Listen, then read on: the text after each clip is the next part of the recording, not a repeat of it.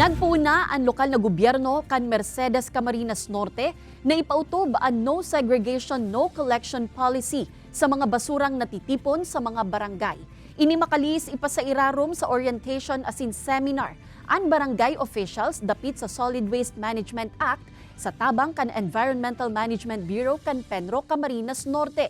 Obheto kan aktibidad na itauna sa mga opisyales kan barangay ang responsibilidad para masyerto ang kalinigan sa saindang lugar. Apera sa no segregation, no collection policy, target man na implementar ang ordinansang mapangalad sa single-use plastic tanganing makontrol na ang pagdakol kan basura sa banwaan.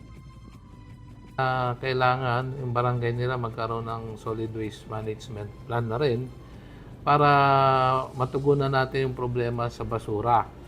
Dahil yung ating dam site pinasarado na nga ng DNR,